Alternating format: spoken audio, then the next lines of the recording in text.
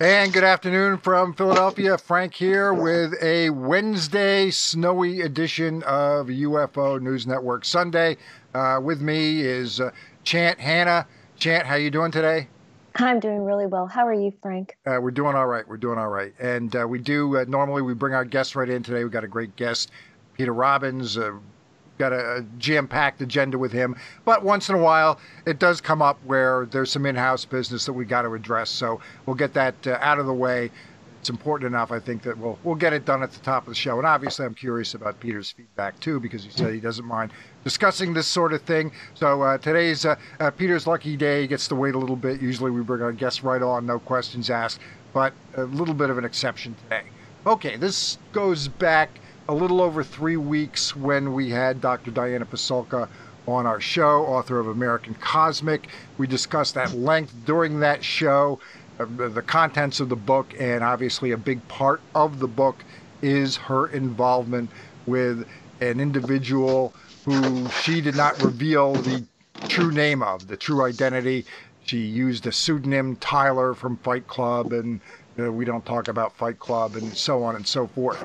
Now, a lot of clues as to Tyler's actual identity are included in the book. In fact, those clues are so obvious that in speaking to Dr. Pasulka directly, one of the questions that I asked her was about this inevitability happening, and it is inevitable. And I phrased the question a lot more diplomatically, but basically what I was thinking at the time, I don't think it would have changed her answer if I had asked it a little bit more bluntly, or if I asked it as diplomatically I did.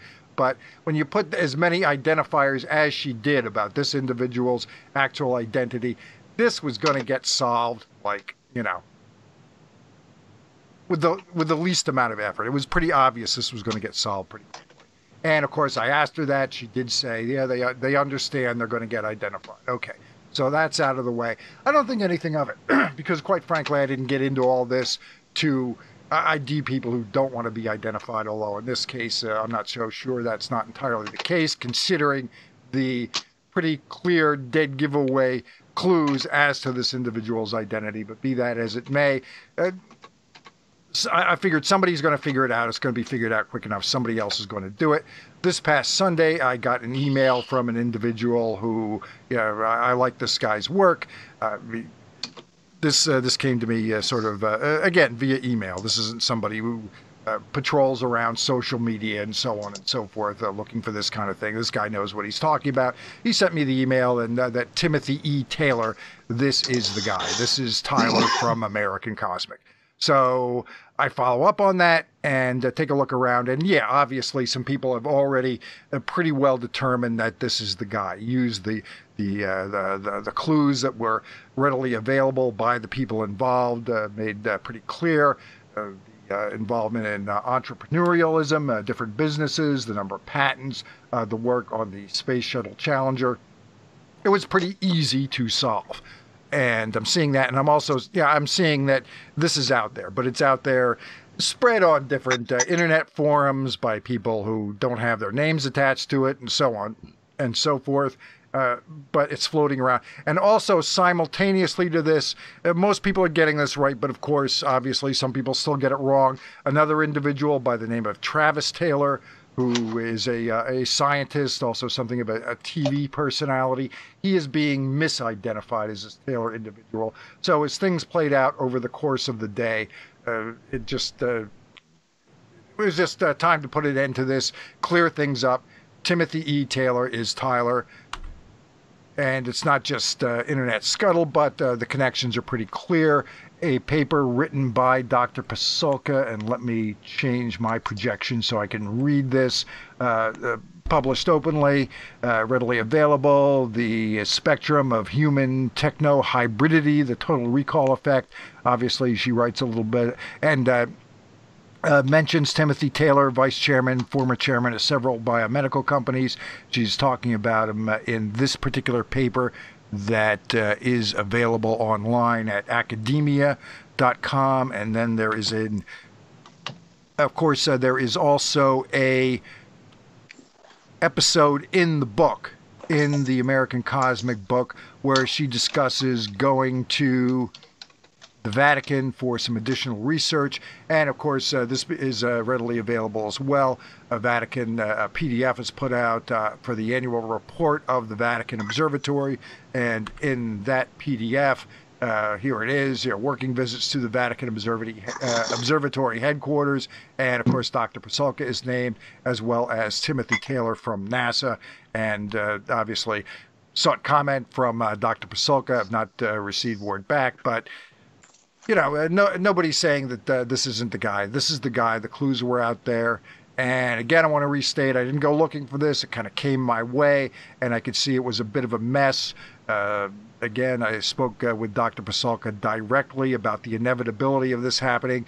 And my feeling is that it's just time to clear this up. It's over. It's done with. We'll move forward. I will say this about Timothy Taylor. Obviously, I don't know this guy at all, but based on what I know of the American Cosmic Book and also what I know from his book, Launch Fever, from some time back, he is a guy that the field could use more openly. There's no doubt about that in my mind.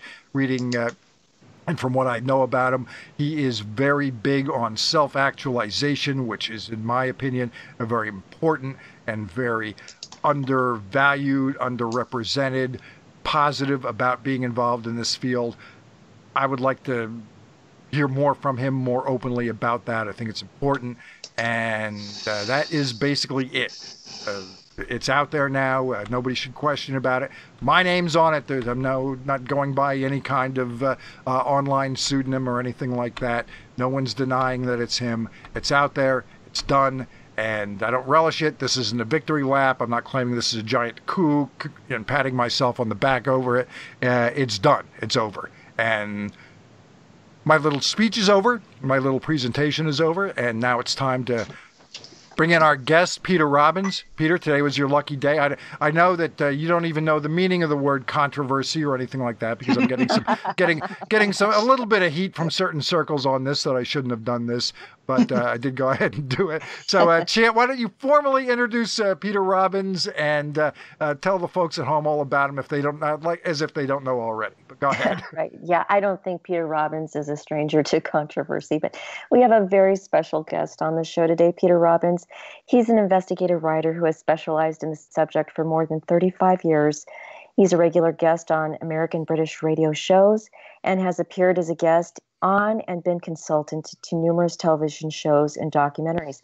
Peter has lectured extensively both here and abroad for local and regional UFO groups and libraries, and at venues that have included the Cambridge Hospital in Boston, Cornell University, the Juilliard School and School of Visual Arts in New York City, the Royal College of Science and Technology, London, the Universities of Cardiff, Leeds, Hallam, Glasgow, the Summerhill School in Suffolk, UK, the annual conference of the UFO organization in Japan, Tokyo, and in Tokyo, the 6th World UFO Forum in Brazil, and the Exobiology International Meeting in Milan, Italy. He's given presentations in Rome, Athens, Paris, Bordeaux, Toulouse, and Nice, France, and spoken at the Greater New England UFO Conference, the Pine Bush, New York UFO Conference, Budd Hopkins Intruders Foundation conferences and seminars, the McMinnville, Oregon UFO Festival Conference, the Crash Retrieval UFO Conference, the Experiencers Speak Conference, and the International UFO Conference in Phoenix. In 2012, he was made a member of the French Academy. I cannot say that, Peter. I'm sorry, I'm going to butcher it. De ufology. And in 2013, invited to give testimony at the citizens' hearings on disclosure at the National Press Club in Washington, D.C. Robbins was a member of the advisory board of the late Budd Hopkins Intruders Foundation, was editor-in-chief of the groundbreaking website UFOcity.com, event coordinator for the Sci-Fi Channel's Alien Abduction Phenomenon Symposium, promoting the miniseries Taken, advisor to the McMinnville, Oregon UFO Festival, and is former consultant to the mayor's office of the city of Roswell, New Mexico. He's proud to have been a co-founder of Travis Walton's Skyfire UFO Summit, and along with his friend and colleague Dean Merchant, a co-founder of the Exeter UFO Festival and Conference. It's my pleasure to introduce our conference MC and speaker, Peter Robbins, you have such a long resume, and rightfully so. How are you doing today? I'm doing fine, Chant. How are you doing? I'm doing wonderfully. Thank you for being on our show. It's such an honor to have you here with us. Glad to be. So, Peter, we had a pretty good agenda, and we're still going to get to everything, but since there is a little bit of what's going on today, where we're all at today with all this, you did mention that you have no problems talking about. Why don't you give us a thumbnail position on where you're at with where we're at today on finding out more about the UFO topic?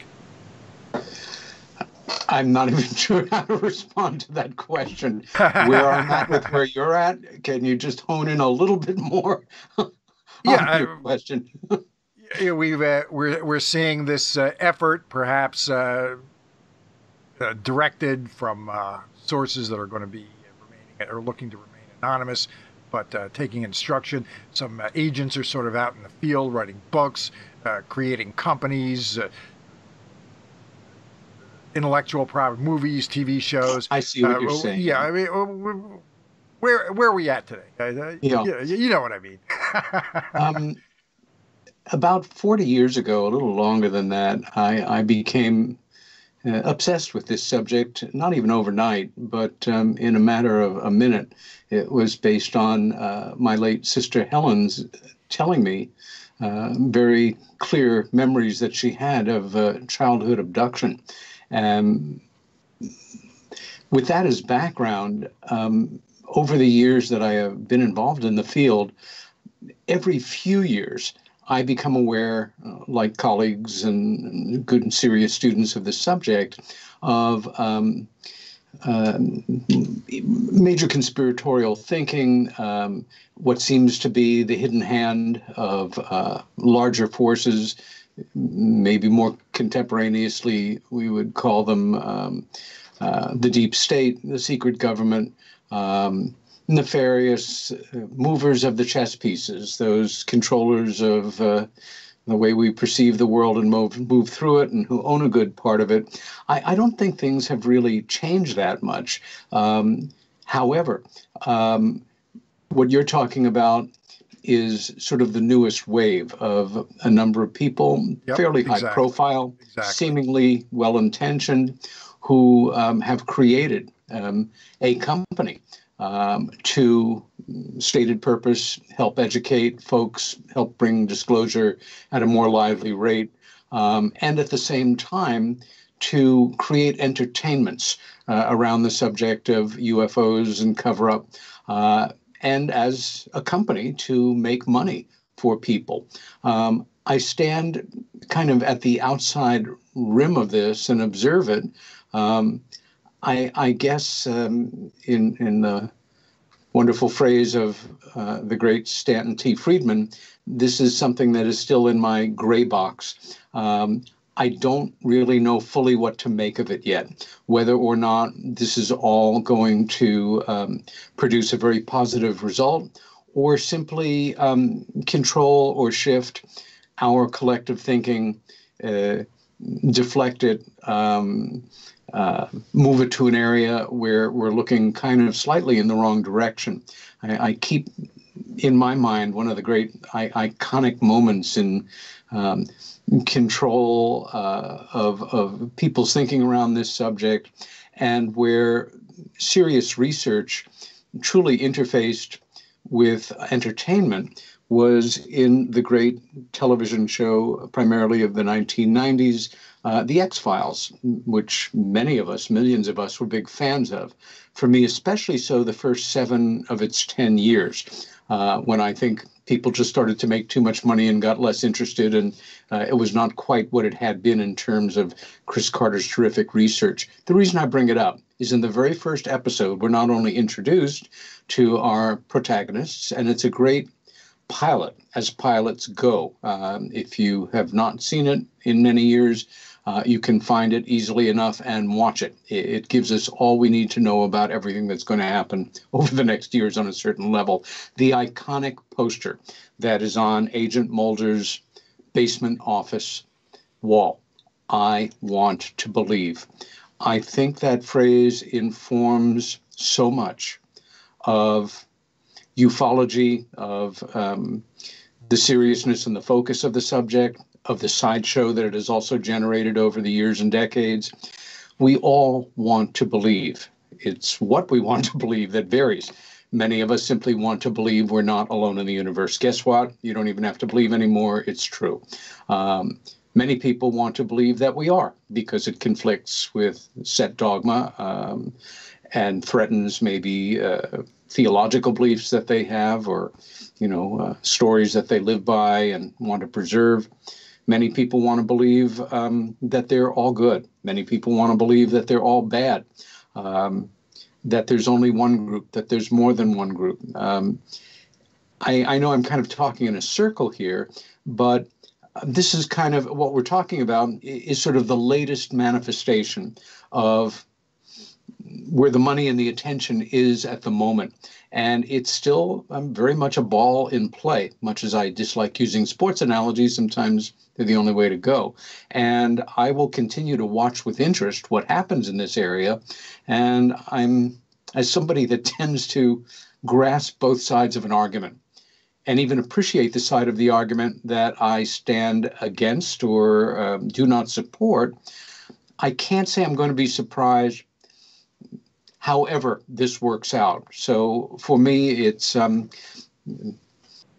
that is ongoing and that I have not taken a definitive side on, to put it mildly. Okay, well, more recently now, you have sort of gone back to the beginning, back to the very early days in the years immediately following World War II, during the Truman years. Unquestionably, the best documented era as far as presidents and very high level members of the U.S. government being actively, directly interested in this subject. You've gone back and are taking a much closer look at the life of the very first Secretary of Defense, James Forrestal. And just to give folks an idea, if they don't know who he is, or maybe they're just familiar with his tragic end, just to put it really simply, basically James Forrestal was the guy who rebuilt the Pacific Fleet after Pearl Harbor and won us that theater in World War II. But you know a lot more about him than I do, so tell the folks what you think about James Forrestal. I personally first came into an awareness of this great American in 1987, and I think a 2-minute backstory is important here. I heard Stanton Friedman give a lecture at the MUFON conference of 1987. It was an important conference. It marked the 40th anniversary of Roswell and the Kenneth Arnold sightings. It was held at American University in Washington, D.C., so it had a bit of extra gravitas, a number of very fine presenters. But Stan's paper was something that truly affected me, to the point where after hearing it, I thought, this level of investigation is extraordinary. It was a paper called The Secret Life of Donald K. Menzel, who was on the surface a distinguished academic and head of the astronomy department at Harvard, but who in fact was living a secret life as an asset to the national security community.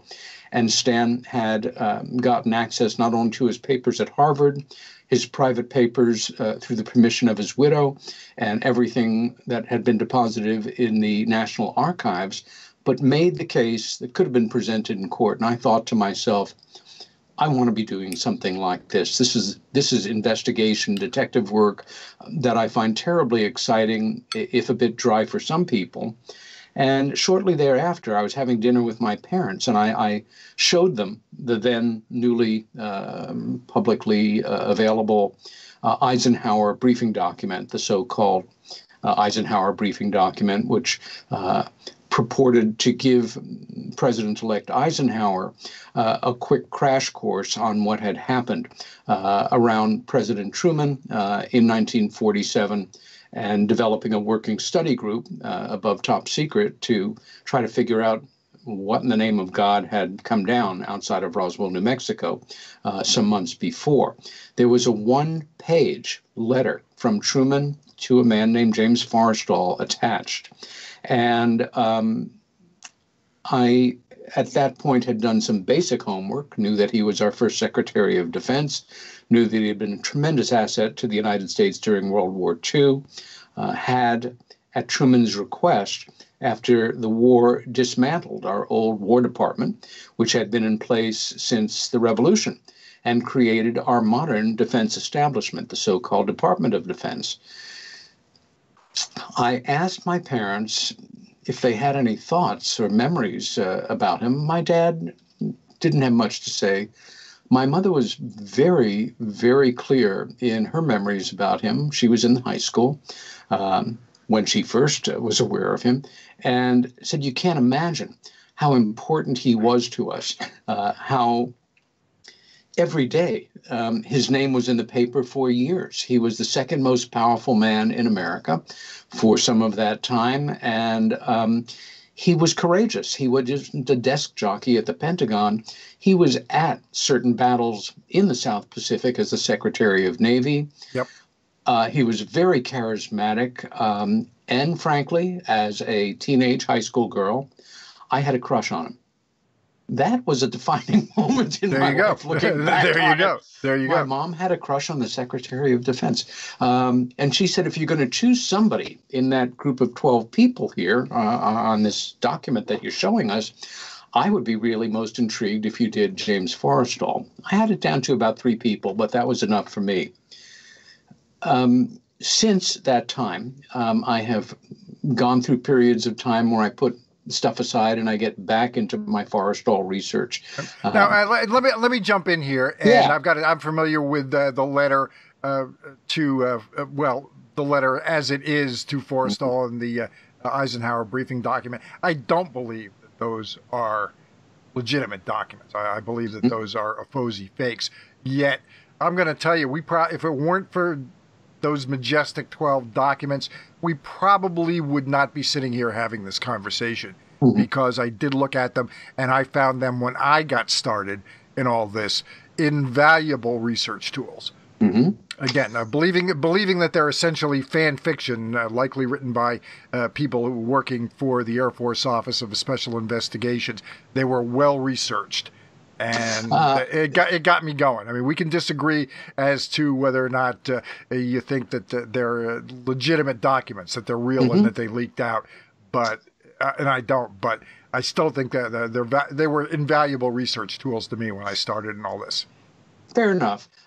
My feeling is that there's a tremendous number of documents out there, hundreds of pages, in fact, that probably do fall into category that you're talking about of well-researched, well put together disinformation. And when I say well-researched, I mean if it's in the voice of a known individual, that there are certain syntax details or typos or a classic misspelling here and there that were really looked into, and that the typewriter faces are correct, that kind of thing. As an amateur, as we all begin in this work, I found the so-called Eisenhower briefing document very compelling. I began to look into it on my own, and I still have all my original cut and paste loose leaf notebooks of researching every one of the individuals involved. My thought being, if I were President Truman, are these the 12 people who would have been at or close to the top of my list? What do we know about them? What do we know about their relationship with each other?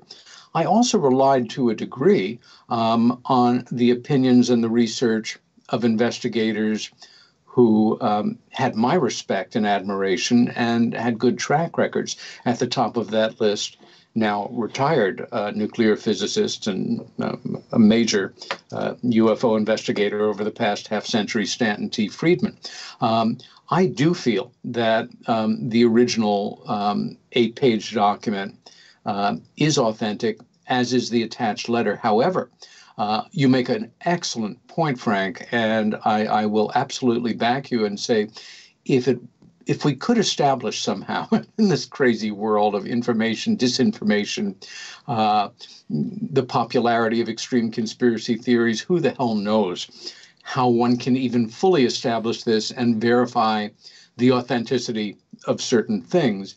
But if it could be empirically proven that that Eisenhower briefing document and the attached letter, those 9 pages, were in fact the result of a brilliant ploy to turn the investigation community on its head and scrapping with each other now for the past 20, 2 years or whatever about that, I wouldn't lose a moment's sleep about it. However, I think if the fact that if they are the product of this kind of invention and this level of investigation and research, they are almost as fascinating as a result as they would be if they are fully authentic. Not that that's interchangeable, but I know you get my point. Right, right. Now, let me jump in here with another point. I believe that letter is dated, and it's been the better part of a decade since I looked really carefully at this stuff. September 21st or thereabouts, 47. 24th, I think. 24. Okay, that's fine. And it was the direction, I believe, went to Forrestal, and maybe Vannevar Bush was also mentioned. He was the person in charge of the umbrella organization that oversaw the Manhattan Project. Research and development. Yep, and he is the founder of the Raytheon Corporation, obviously a very plugged-in guy. And in an fact, extraordinary guy. Yep. And in fact, if you go to the Truman Library where Truman's calendar is laid out day by day, who he met with, so on and so forth, that meeting is there with Truman, Forrestal, and Bush in the White House. That's there. So whoever did this obviously did some either actually back in those days before there was an internet, when these Majestic 12 documents came out, somebody from the AFOSI either went there or hired a local researcher, and they obviously provided some excellent parameters and got this information and were able to put this together. Not only are you accurate in what you're saying, but very uncharacteristically for the Truman calendar, no indication is given in that entry of what that meeting was about. And I offer another possibility, which was simply that it did happen and it's simply a fact, rather than somebody investigating it and using it as an interesting aspect to create a forgery. But you're correct there. I just wanted to go ahead. Please go ahead. Let me just complete the thought, which is just that this would have been less than a week after Forrestal was very suddenly, without an advance announcement, sworn in as our first Secretary of Defense at Truman's request in a cablegram from a battleship returning from a state visit from, I think, Colombia or Brazil. He went to Brazil. It was Rio. He went to Rio. I believe the Rio Pact might have been signed there when he was there. I can't say for sure. Again, it's been the better part of a decade since I looked at this stuff. It caused a presidential candidate who would have would have liked to have Truman's job, Henry Wallace, to question in the newspapers what the emergency was that caused this sudden swearing in, because it was characterized as an emergency.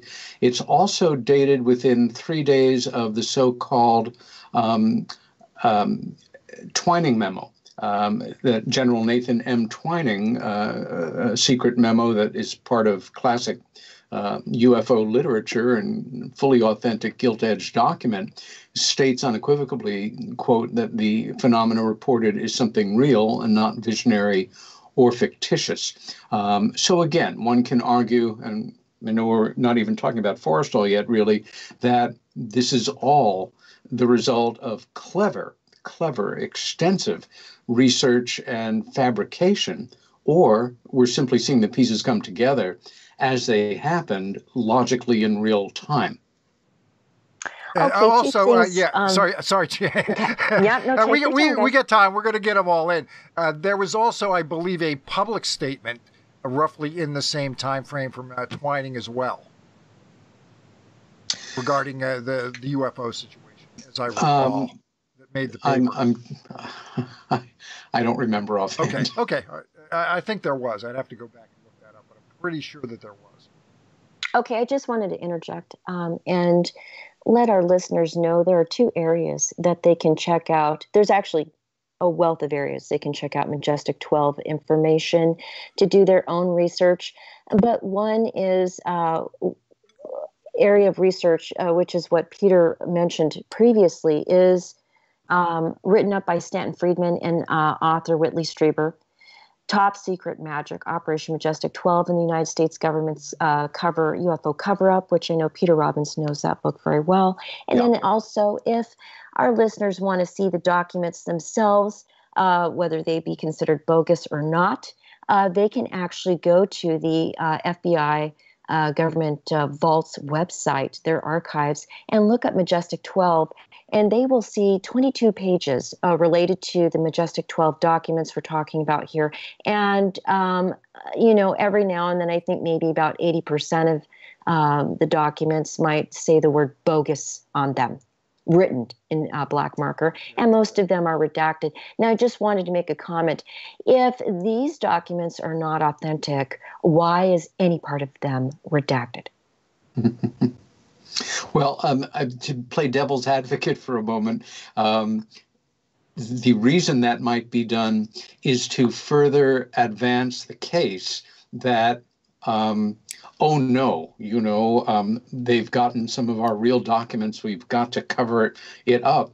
And, a certain amount of theater. I think we're seeing some of that currently in play relative to the Russian question and collusion and the furrowed brows and, do we stand against them? Are we standing for them? As of this morning, President Putin is saying that if we deploy middle-range missiles to Europe, then they will create a whole new generation of new technology and retarget the United States with their missiles.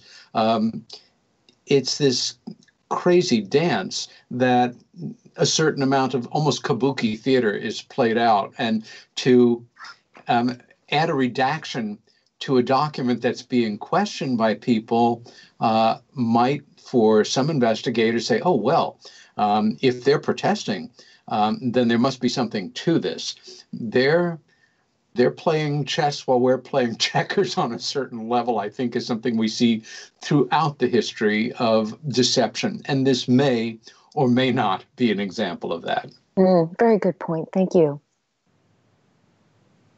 Okay, yeah, let's finish up with the docs again. I'm going to say I think they're worth reading. I would read them with a level of skepticism, but there is a lot of truth in them. Again, going back to comparing Truman and Forrestal, there's a lot of information that is not disinformation. It's fact coming from direct sources. Truman's Air Force aide, Robert Landry, is on record as saying he briefed Truman on a quarterly basis about the UFO issue. Truman is, as far as I know, a president who was asked directly about the UFO questions in 47 and then later again in 52 about the UFO issue. There's no question when it came to UFOs, the buck stopped with Truman. Not as much documented and on the record regarding Forrestal being directly involved in the UFO stuff. What can you tell us about all that? Well, yes, back to your original question. For me, I just became completely fascinated by the extraordinary life this man lived and the circumstances surrounding his alleged suicide, which was the official party line. And then for somebody who had such an important place in American history during the World War II years and was such a well-known presence from the 20s through to the end of his life in American life, how he was literally written out of the collective consciousness of Americans, and who I'm sure if you did a random sampling of 9 out of 10 or 19 out of 20 or 49 out of 50, you would find little recognition unless you knew somebody who had been in the Navy or had some kind of awareness of the fact that in the 50s there was a nuclear carrier christened named the USS Forrestal. Briefly, James Forrestal was born in a small town in upstate New York, Irish-American family, mother a lay teacher at a parochial school, father a contractor active in Democratic politics, very competitive kid, basketball player, amateur boxer, very knowledgeable about boxing, got accepted to Dartmouth, a terrific school, but as soon as he could, transferred to Princeton, where he began to appreciate that he was meeting future movers and shakers in the world, that he wanted his life to amount to something, and made his connections, many of them which would last for the rest of his life. And then 2 or 3 weeks before he was scheduled to graduate from Princeton, deciding to simply leave school, go to Canada, and train with the RAF to be a fighter pilot because he wanted to get into the war. This is World War I now. At this yes, point. Exactly. Unfortunately for him, the war ended before he was able to. And at that point, he returned to the United States, decided where his talent should go is to making money and having a good living. And he joined a brokerage on Wall Street, built up a career, built up a fair amount of money in the roaring 20s, shone like a star. In fact, I've said to people on and off over the years, especially folks who read, had F. Scott Fitzgerald looked for a real person to base his Jay Gatsby character on in The Great Gatsby, which he did not. It was an invention. It might as well have been James Forrestal. By the roaring 20s, the middle of the 20s, he had married a woman who was a former Ziegfeld Follies showgirl and an editor at Vogue. He was a member of the Algonquin Round Table, numbered among his friends Robert Benchley, Harpo Marx, Gary Cooper, Greta Garbo, extraordinary intellects, people who were fascinated by him. The market crashed. He was one of the few brokers to keep his firm open, alive, and ultimately continuing to make money throughout the darkest days of the 30s. His then mentor, a man named Ferdinand Eberstadt, a very influential banker and friend of President Roosevelt's, who he met at Princeton, brought Forrestal to the attention of the president, who invited him to put his career on hold and come to Washington to join what was euphemistically called the kitchen cabinet. A joke, of course, on the president's actual cabinet, but also known as the $1-a-year men. And these were all, that was the way it was back then, they were all wealthy, privileged, successful white men who were captains of industry and business, who were patriotic enough to come to Washington and serve at the pleasure of the President of the United States for the token fee of $1 a day. Ultimately, all of them, as the economy improved, went back to their previous jobs. Forrestal never did. He was the one who stayed, and he went on to become Deputy or Assistant Secretary of Navy, involved in overseeing procurement of all supplies, materials, everything for the Navy, a huge job by any account. He did it brilliantly, thrived under pressure. When Frank Knox, Secretary of Navy, died of a heart attack in 1944, Roosevelt made him Secretary of the Navy. And what Frank said was correct. More than any other individual, it was James Vincent Forrestal who was responsible for helping us rebuild our Pacific Fleet after it was decimated in December of 1947 in the Japanese attack. He was at the battles of Leyte Gulf, Iwo Jima, Tokyo Bay. I mean, he put himself in harm's way repeatedly. At the end of the war,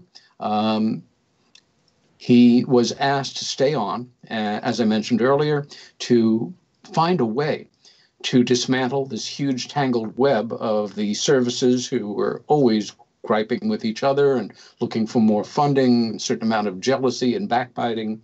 Then, again, I don't want to interrupt here, but I think it's an important point to make that back then it was basically there was a separate department of the Navy and a separate department of the War. There was no separate branch for the Air Force. Yeah. this Well, there was sort no of Air Force. yeah.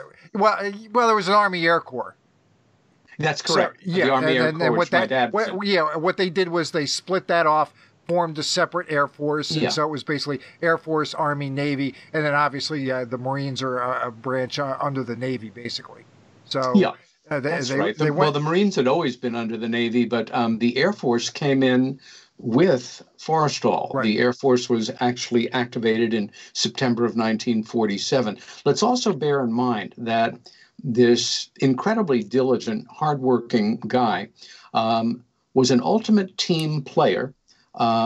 He was genuinely patriotic. He loved his country. I mean, here's a guy from a small town who has risen to this position, a real Horatio Alger story, and earned by hard work. By this point, though, he was also in an incredibly loveless marriage. The descriptions I've read of Forrestal over the years, many of them written by friends and enemies. I made a point years ago of starting to acquire out-of-print memoirs by everybody who knew him, and I read everything I could read relative to different people's take on him. He was Kennedy-level charismatic. He was the guy that all the women wanted to sleep with and all the men wanted to have a drink with. He was competitive level, tennis player and golfer. He was an incredibly sharp dresser, a very handsome guy who, when he'd walk into a room, that's where the attention would be. Despite that broken nose. Yes. Well, that was another thing interesting. In 1913 or so, as a student at Princeton and a passionate amateur boxer, he could rattle off stats of anybody in the history of boxing like some baseball geek or, another sports fan could do with their favorite sport. His nose was broken in an amateur match at Princeton, and he decided definitely to not have it set because he thought it would make him look tougher. Which and it did. Yes. I mean, but that was a very conscious decision. And he was a tough guy. Another thing I do know about him was he would spar. I mean, that's what guys did back then, recreational sparring and boxing. Oh, yeah. He actually climbed in the ring with the heavyweight champion of the world, Gene Tunney. I mean, exactly. that's like an amateur boxer jumping into the ring with Deontay Wilder. It's, He really was bigger than life and a true character in that sense. The fact was, though, that this tough exterior and kind of the hard scrabble coming up through the ranks that he had before he got into academia was something that hid a very vulnerable intellectual part of himself. He was a very serious reader of ancient Greek poetry. He appreciated the classics. Again, he had gone to Dartmouth and to Princeton, and he had studied and, learned a lot. But he had what I can only describe as two ultimately fatal character flaws. He had affairs from the beginning of his marriage. It's actually rather sad to see. His wife started out by hoping that it would change, and ultimately she did the same thing. And it was a quite an empty, loveless marriage for the great majority of it. But he seemed to lack the ability to, how can I say, thrive in true intimacy, or to allow anybody beyond a certain level into his life or his thoughts. He also tended to personalize his professional successes and failures. Of course, if you're professional and you're successful in something, it's great to, blow your own horn and take pride in that achievement. But to beat yourself up with, to agonize over things that may not even have been your fault, but they happened on your watch, and let them really get to you. That was something that he suffered from. Let's also remember that he was sworn in very suddenly as Secretary of Defense, a scant 6.5 weeks after whatever happened outside of Roswell, New Mexico happened. Yeah, I do want to jump in here real quick and make another point about that. There seems to be a lot of talk as if the entire defense infrastructure is sort of completely revamped and restructured in that 6 weeks. There is no way that happened. This kind of restructuring, creating a defense department, breaking off a separate air force and all that. That is something that was certainly in the pipeline. Oh, sure. Years before. And I think that does get suggested sometimes that this entire restructuring happened as a direct result of Roswell. There is no way that it happened in that short a time frame. Well, exactly. For goodness sakes. The Defense Department was ready, we were just putting the final polish on it at that point. We're talking about July or very late June of 1947, because nobody has pinned down the day of the crash.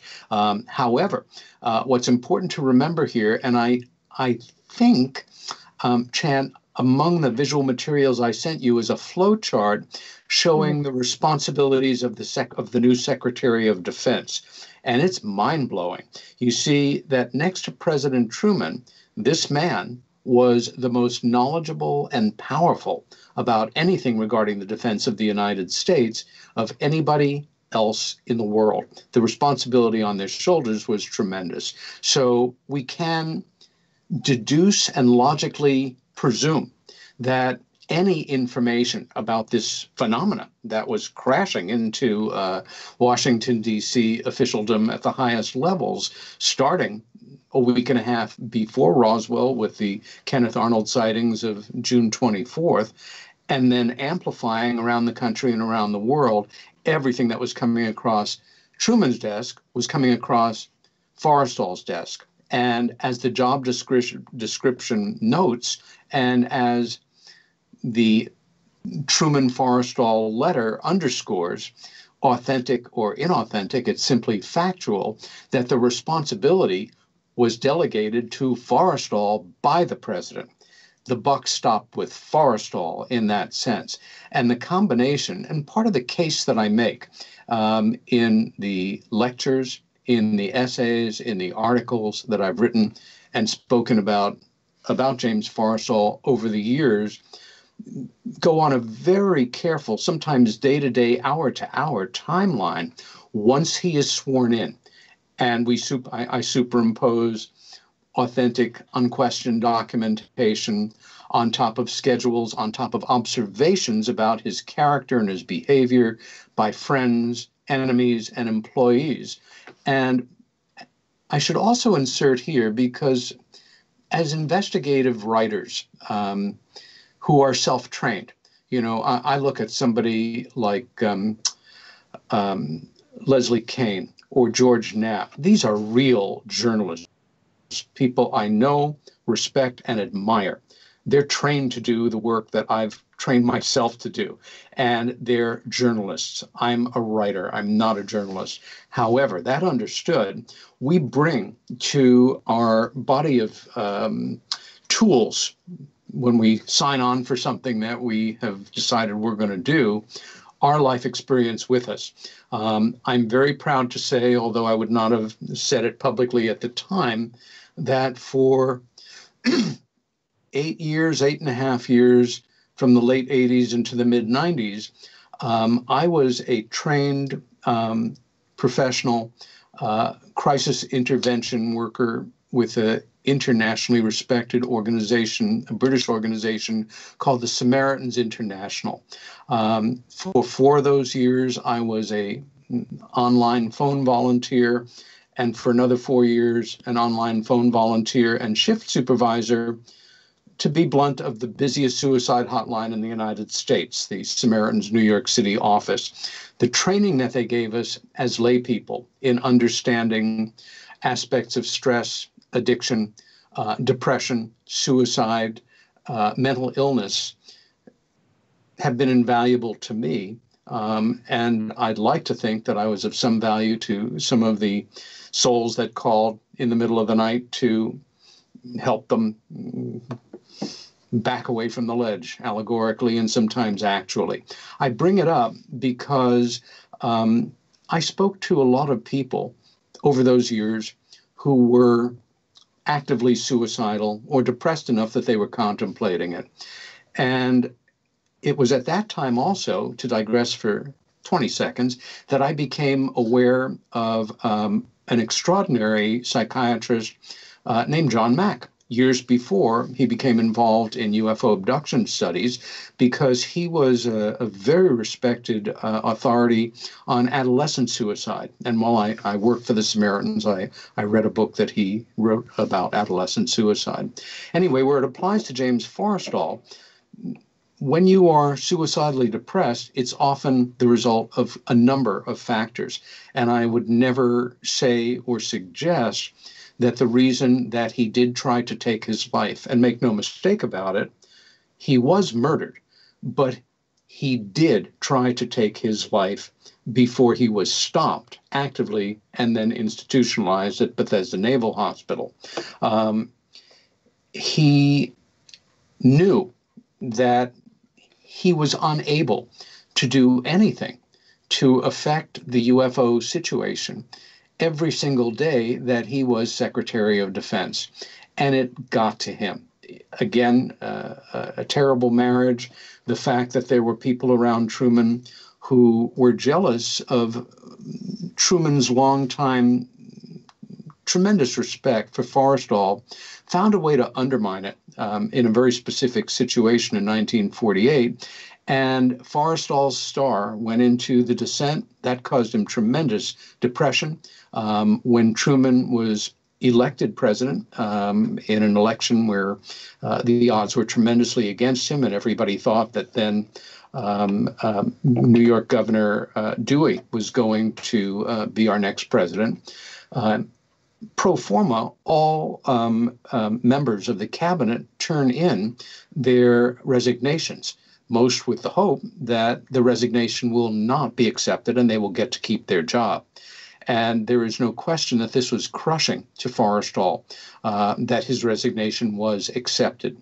On the day, the very afternoon of the change of command ceremony, and I'm sure there's no way that it just happened then. It had been building up for months without him betraying it to the public. He literally had a profound nervous breakdown that afternoon. And the accounts of it, and they are multiple, and many of them from people who went on to very distinguished personas in American public life, is heartbreaking. It's absolutely heartbreaking. Within days, though, he was institutionalized at Bethesda Naval Hospital in Maryland, most appropriate as a former Secretary of Navy, was held for 6 weeks under a 24-hour, 3-shift Marine Guard. For the first part of that time, I am convinced, heavily medicated, but then not so much. I think it's also fair to assume that the medical and mental health professionals assigned to this VIP patient were not cleared to know anything about the UFO situation, the potential threat they represented, and all they were concerned with was trying to help this person to get well and get through the depression that had caused several suicide attempts. This is where one of my proudest points of as an independent investigator, I'm able to establish a timeline with real people, with real events, with real documentation, where we see he starts to respond to the treatment that he's being given. However, make no mistake about it, I think James Forrestal knew, leading up to the change of command ceremony on March 17th, when he stepped down, and our second Secretary of Defense, Louis K. Johnson, essentially a Democratic Party hack who had made a lot of donations, it's the way it works sometimes, became our second Secretary of Defense, that Forrestal knew, in a Greek tragedy sense, that he had to die. Let's face it, right now, the three of us and everybody listening either has seen a therapist, a counselor, a psychologist or psychiatrist, or knows somebody who has. With no exceptions, I would be willing to bet. In 1949, it was just the opposite. Literally nobody knew much anybody. More of a stigma back in those days, for sure. Holy moly, not just a stigma, but imagine, this guy is one of America's ultimate, let's say, top 5 leading alpha males. I mean, he eats steel for breakfast, and he is bigger than life. He helped us win World War II. He helped us get out of the Depression. He's the ultimate self-made man. He's a boxer. He's a tennis player. He's a golfer. He is it. Peter, Nervous breakdowns, pardon me, in 1949 are for girls. Real men didn't have them. And the thought that this man had cracked, and everybody knew it, it had happened in public. Thousands of people were aware of it at the same time. I am convinced that with those people surrounding Truman, the concern that he had something called a nervous breakdown, I mean, that means that if he gets well, whatever that means, he could relapse. And if he does, he could tell everybody everything. He knows where all the bodies allegorically are buried. He knows everything. He has to die. Oh, good. He's smart enough to be aware of it, and he's trying to throw himself from the moving car, taking him from Hobe Sound, and Robert Lovett, a future Secretary of Defense, whose house he had stayed in for several days, that he tries to throw himself out of the moving car with the psychiatrist who's been sent down to accompany him back to Bethesda. He's tried to do several things to kill himself, but they head him off. And he starts to respond to therapy. And then we see in the hospital records, in the news items, in the quotes from the president and other people, he's getting better. He's gaining weight. He's taking pride in his appearance. The fact is, all documented, we know that his brother, Henry Forrestal, arranged for him to complete his convalescence at the estate of a wealthy friend, and that James Forrestal was scheduled to be released to his brother on Sunday, May 22nd. If we're to believe the official accounts, early on the morning of Sunday, May 22nd, a attendant who is new, who simply is there because allegedly the attendant, the Marine Guard, who should be on that shift, for some reason isn't there. A Marine Guard who had gotten so close to Forrestal that they had developed a father-son relationship, and Forrestal had talked to him about coming into his employ after he retired. I mean, left and recovered. And then accidentally leaves his door open, and Forrestal, who has been looking forward to release and who is coming along fine, all the hospital records indicate, has a sudden relapse, a suicidal depression, walks out of his room, walks into the efficiency kitchen right across the way that does not have a secured window, decides to take the sash off his bathrobe, tie it tightly around his own neck, allegedly tie the other part to the radiator below the window on the 16th floor, which was later disproven in the Navy investigation, but then decides to lower himself out the window, then changes his mind, as indicated by the horrific evidence of the fingernail scratches all along the outer jamb of the window, loses his grip, and dies. James Forrestal was assisted out of that window. And it's not out of the question that some of the men doing that grim job knew him, admired and respected him, but in mob terms, it's nothing personal, it's just business. That's the briefest sketch of the Forrestal story. My next involvement with it publicly will be for a group called Mainline MUFON, a terrific independent UFO group outside Jennifer of Stein. Philadelphia. Jennifer Stein, one of ufology's secret weapons and one of my favorite people on the planet, one of the great contributors to esoteric studies, and one of the nicest and most dedicated people I know. I'm going to not just be giving an updated talk on Forrestal. I think it's on, maybe the 16th or the 17th of April. I think it's that, whatever that Wednesday is. But if you simply go to, if you can possibly attend, I'd love to see you, and it's free. Mainline MUFON. You'll find their site and all information on the talk. What I've done over the past year or so, Frank and Chant, has been to take all of the information that I've distilled and that I can put usually into an hour or so talk or, a 5,000 or 10,000 word article or paper, and turned it into an illustrated dramatic reading where I am simply a narrator, in this case, working off a teleprompter, something that's somewhat new to me that I'm very interested in trying out, with a dedicated assistant who is moving those images, about 150 right now as we stand, behind me, helping to tell that story. There'll be a break. It won't be theater, but it won't be a UFO lecture either. It will be something in between. And I'm hoping that, and I've workshopped it a bit, this will be the most together performance, for lack of a better word, I'll be doing of it. And if it works, it's something that may give me access to audiences that I normally wouldn't have. I should also say that the subject of UFOs isn't even mentioned. It doesn't come up until we're more than 3/4 of the way through. So hopefully by then the audience is fully engaged. And for many people who are not familiar with the world of serious UFO studies, it may be an eye-opener for them. We'll see how it goes.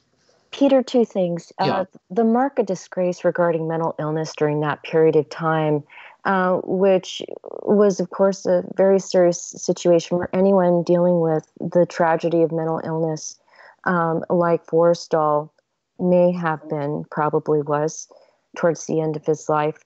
Aside from his being a workhorse, a deep thinker, philosophical, aggressive, self-conscious, extremely private, emotionally fragile. His wife, Josephine Forrestal, also developed, as you know so well, alcohol and mental problems. One thing I wanted to mention about her is that aside from being a fashion editor for Vogue before her marriage, in World War II, she was also an unpaid advisor to the Waves and designed the uniform for the Navy women. She also christened the aircraft of her husband's Forrestal. So not a lot of people know that she did that. She was a very accomplished individual on she her was own, remarkable. Her own right. Yes, a remarkable person. But like you said, there was deeply a terrible disturbed tragedy of having to be dealing with the stigma of possibly being found out about having an true alcohol issue. During that period of time. I'm so glad you brought that up, Chant, because she gets shrift and at some points appropriately comes off as a bit of a demon in this. The fact is that from the get-go, and anybody, I should say here, that's looking to learn more about James Forrestal, there's not a lot out there, but what there is quite fascinating. You have, you can chase them down and use book services. The Forrestal Diaries, which is a tiny, tiny excerpt, about 350 odd pages of the Forrestal Diaries, which run to tens of thousands of pages. That's another story.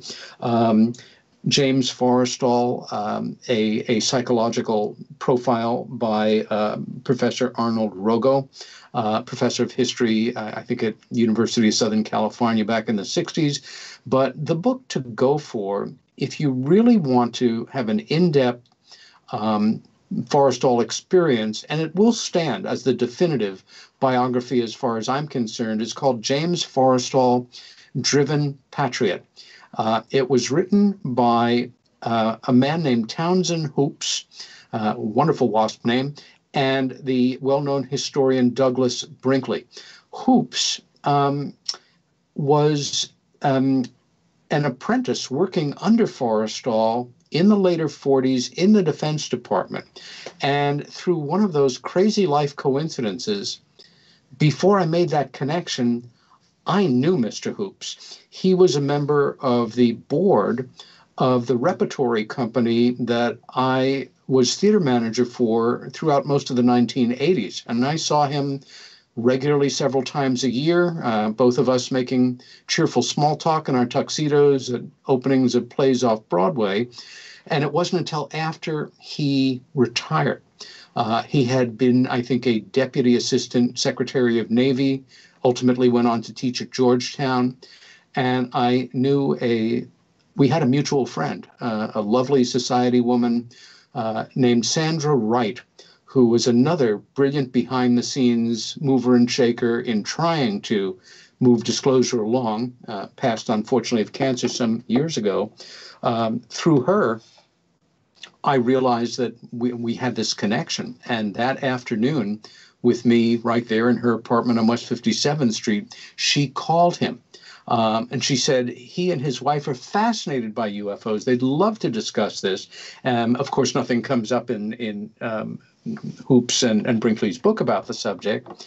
And I literally watched her on the phone as her face fell, speaking to Mrs. Hoops and learning that her husband was in end stages of the cancer that killed him. So I never got to talk to him about that. But it's a remarkably well done biography.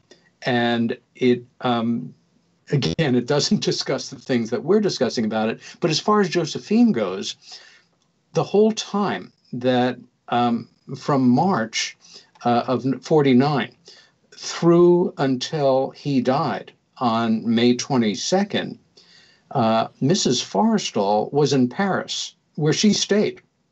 She didn't come back when he was institutionalized, not even for appearance sake. There was tremendous rancor between them as a couple at that point, which he instigated with his philandering from the get-go, and then she just fell into her own series of, serial affairs. She did not return until the day after he died. And literally on the tarmac of the airport absolved everybody of any involvement in anything relating to his death, which is not just unusual, it's downright weird and very out of, seemingly inappropriate.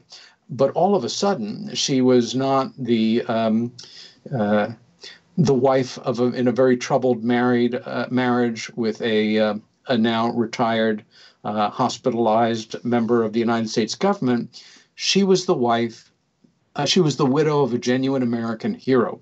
And 2 days later, when he was laid to rest at Arlington National Cemetery, 5,000 people were in attendance. There was either an 18 or 21 gun howitzer salute. President Truman gave the lead eulogy, and then America pretty much forgot about him. Yes, I'd like to bring up a few things, Peter.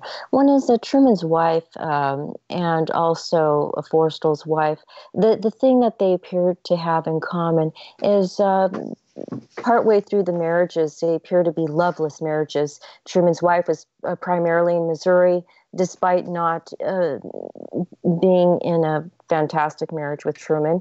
And then also Forrestal's wife, Josephine Forrestal, she appeared to primarily live in Europe, Jamaica, and Ireland. And like you said, she came back the day after he died. So I think Truman and Forrestal's wives both shared the same thing in common. They had loveless marriages. They lived separately too. Yeah, they lived separately, and with legendary men. Mm. Yeah. Yeah. Some people might say, gee, that's the way to go. I've got my own independence. I've got money. I, live in Paris and Jamaica and, wherever I want to. They were the epitome of the roaring 20s couple. After they got married, in looking to have a home in New York City, a special home that would be not just a wonderful home, but a great status symbol, they found a lot, a vacant lot for sale on Sutton Place, which is one of the most exclusive streets in all of Manhattan, in all of America. And they built a huge honkin' faux colonial private house there. There's nothing like it. In New York, there it is. It's still there. When they moved, he sold it to another Sutton Place resident and an acquaintance, a man named Irving Berlin. The life that they lived was the stuff of fantasies and dreams, except at its core. One thing I wanted to mention is you said that when she came back, she seemingly absolved everybody of anything that they might have done that would have been considered vindictive in nature or maybe not very positive, maybe malignant acting towards Forrestal. Do you really think that's out of character for her, considering that she may have been dealing with some serious mental issues? Well, considering that, and again, I'm not a mental health professional, I don't know, but there's some evidence to suggest that she might have been what would have been termed schizophrenic or clinically judged as schizophrenic at the time. I don't know. She certainly was an alcoholic, which is a disease and which her husband, unfortunately, I'm sure, helped to exacerbate with his behavior. What struck me as extraordinary was these words were said without any supporting information. The plane landed, she got out, and she said it. There had been no investigation. There had been no information. Nobody knew whether it was true or not. There was no way to establish it. And one can argue that some people, yes, should have been held to account. But, of course, that's not the way it went. As they say, history is written by the winners. Sorry to interrupt here, but Sure. Forrestal's brother was highly suspicious right from the get-go. He knew. He writes about it. He never felt otherwise, except to say that his brother had been murdered. And in fact, in Professor Rogo's book, which is this dry, analytical critique and examination of the life of James Forrestal from a psychological perspective. It's fascinating. He's the only person that actually got to interview Mrs. Forrestal, President Truman, the psychiatrist that worked with him at Bethesda, Robert Lovett, a good friend and confidant, banker Eberstadt, all those people. There is, for me, I mean, it literally jumps out, and I use it in all my talks and lectures and writing about it, where the professor basically departs from his analytics and says, however, there is a group of people who remain very close to Forrestal who are convinced that he was murdered, and goes on to discuss that by people very powerful in the United States government. That's simply the way it was. For me, that is an ultimate truth of the story. Peter, I just wanted to mention something that's kind of important.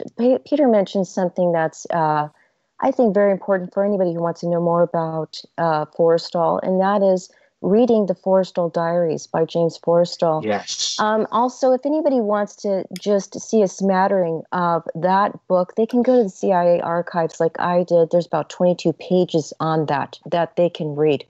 The other book that Peter mentioned is Driven Patriot, The Life and Times of James Forrestal by Townsend Hoops.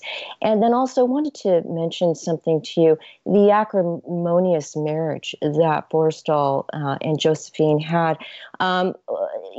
Maybe she stood to benefit from his death in various ways, superficially, materialistically, or whatever, and more.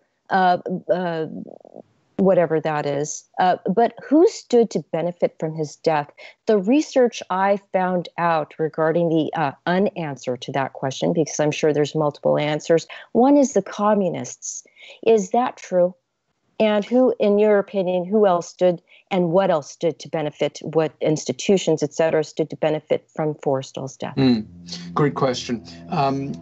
The term Cold War emerged in the summer of 1947. In fact, most respected American historians date the official beginning of what we call the Cold War from literally that same moment in time that the modern age of UFOs explodes on us. Not that that's anything but a profoundly interesting coincidence.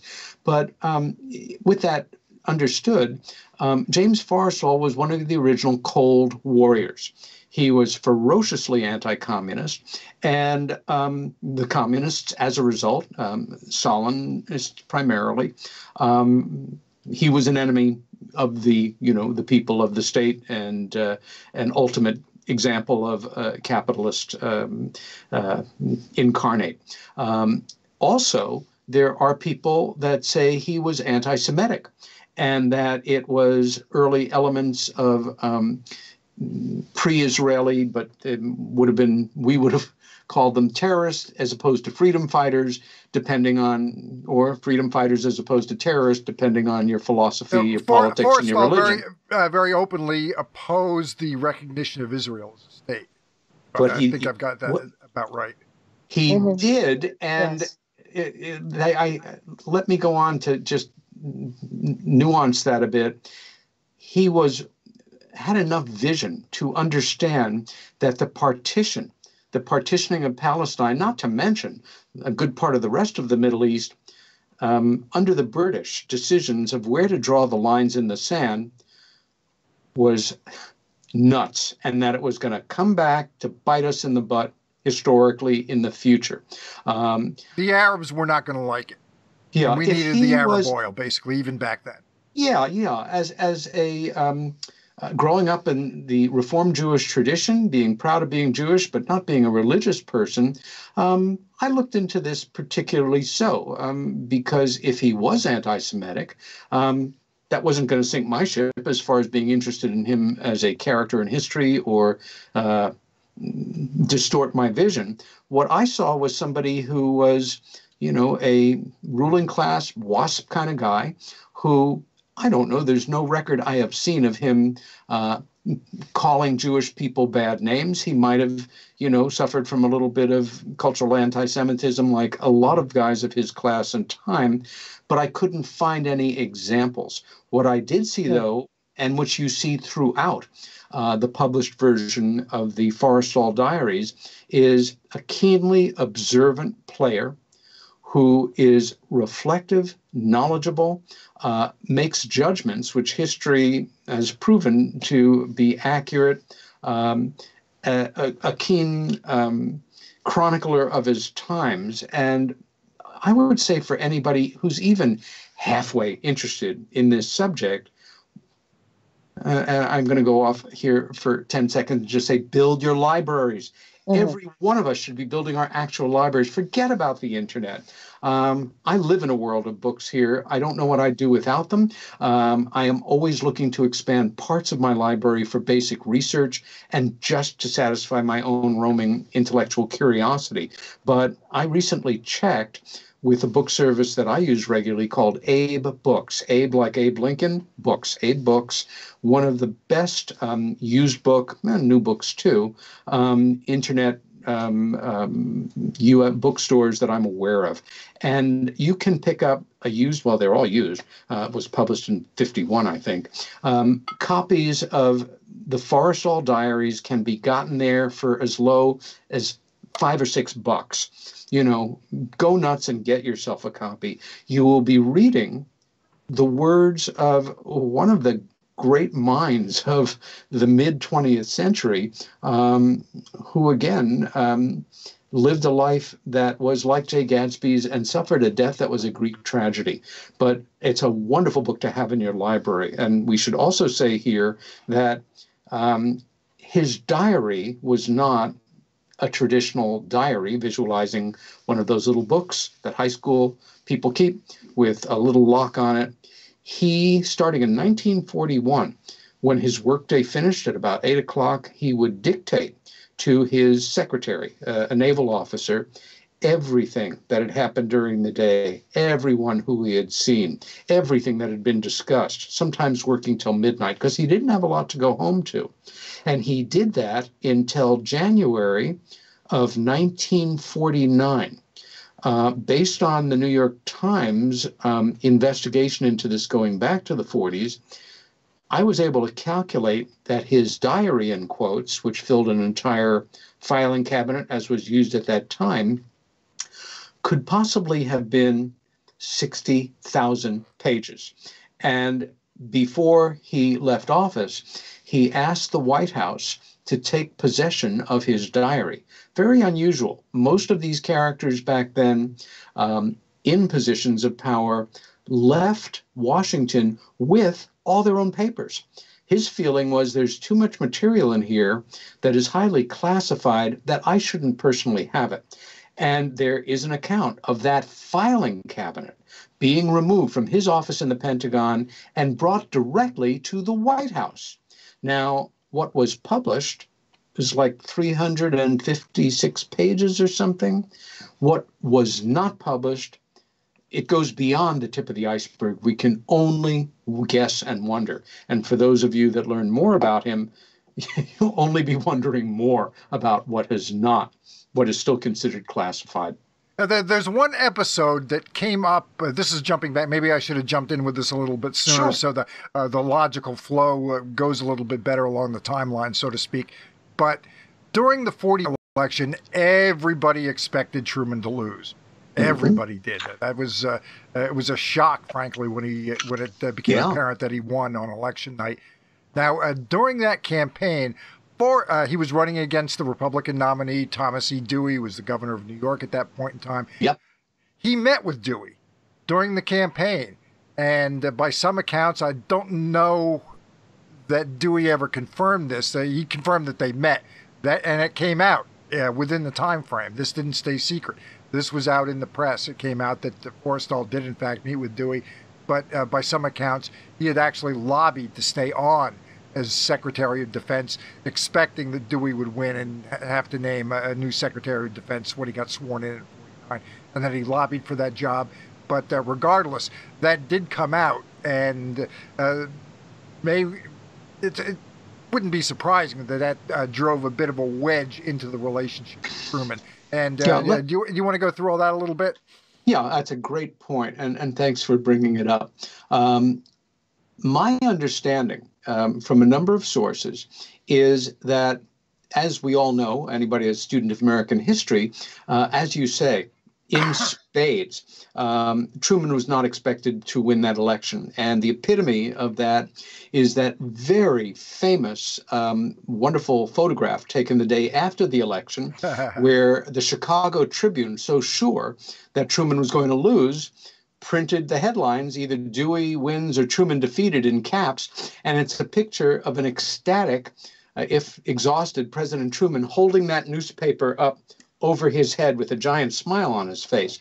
Now, in modern politics, presidential politics, as presidential elections proceed, it is de rigueur. It is absolutely essential. It is always the case that if it was a duel, an old-fashioned duel, the seconds will meet to discuss possible terms, etc.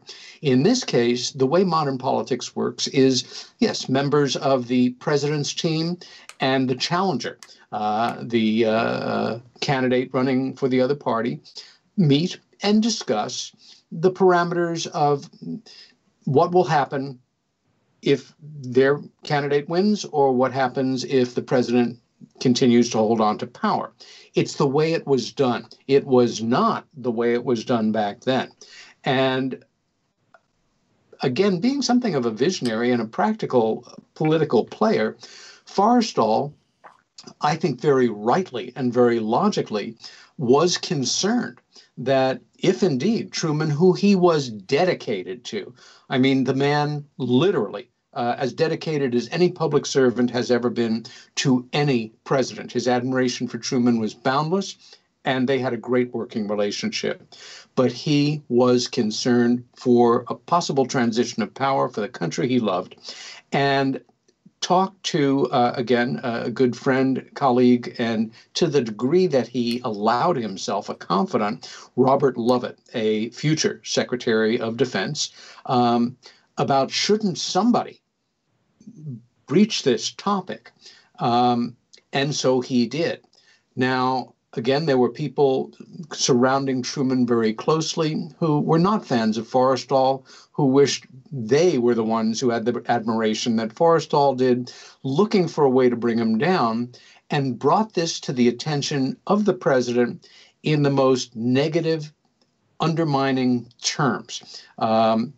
Truman sadly bought it. And, you know, he was a politician interested in keeping in office. The nuances were lost to him. And not only did Forrestal fall out of favor, but Truman, who I like to think higher of, could be a vindictive son of a gun.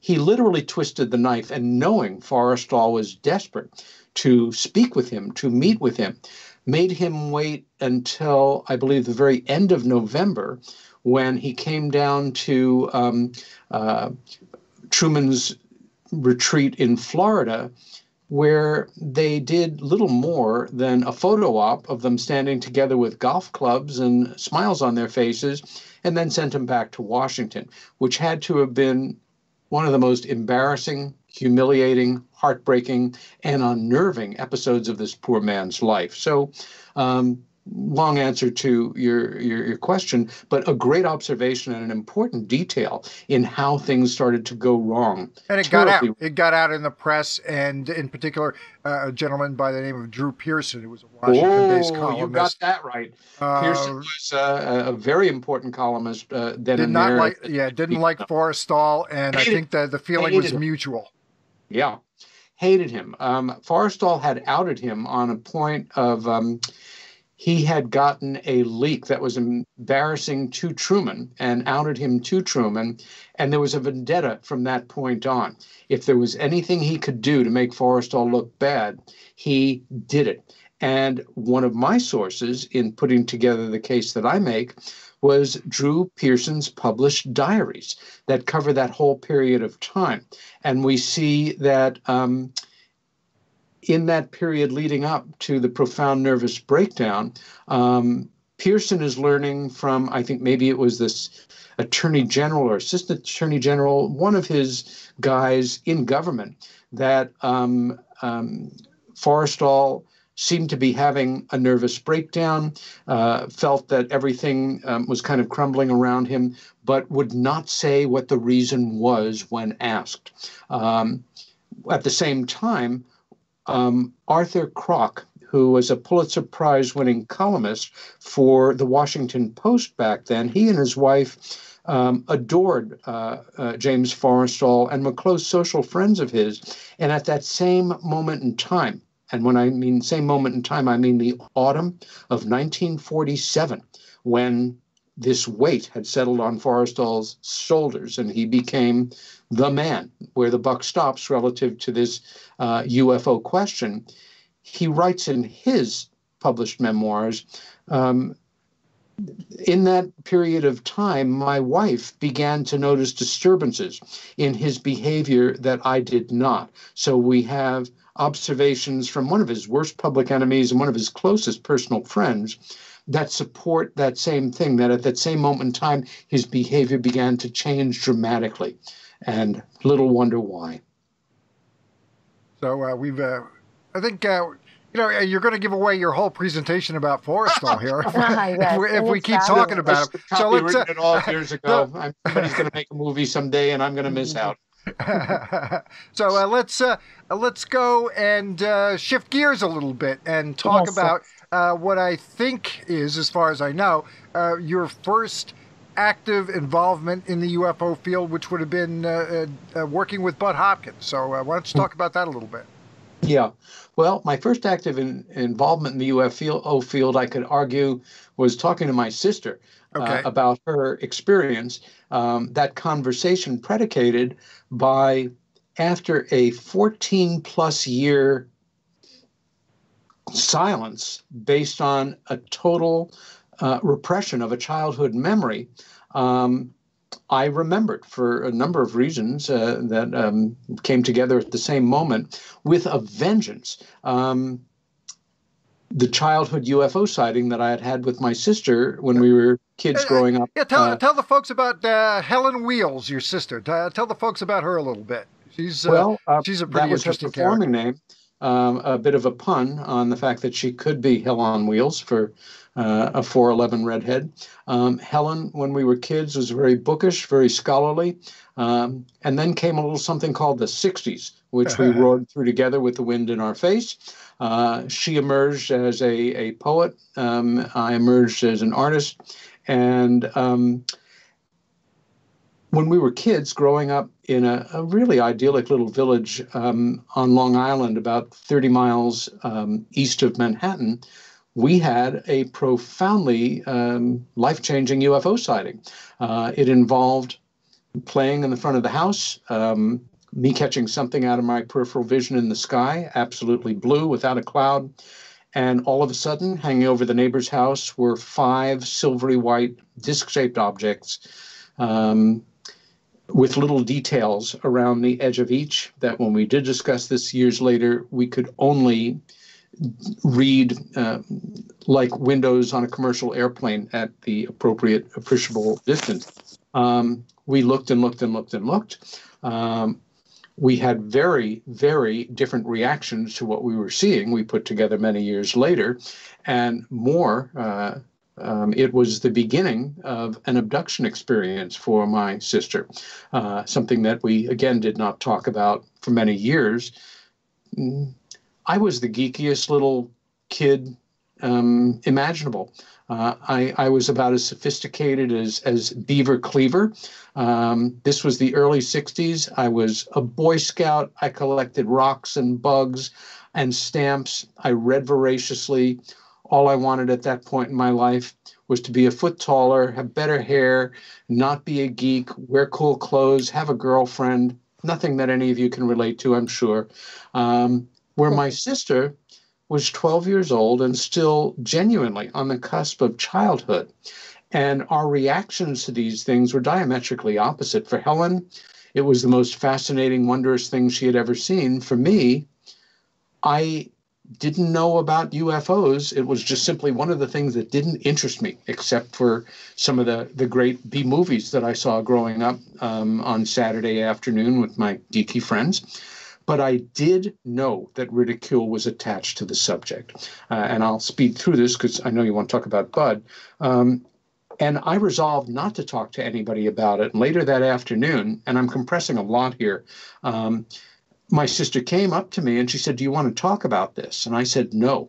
And 14 and a half years later, when we were finally discussing it, one of my first questions was, "How come we never talked about this?" Because she said she never forgot it and would reflect on it regularly.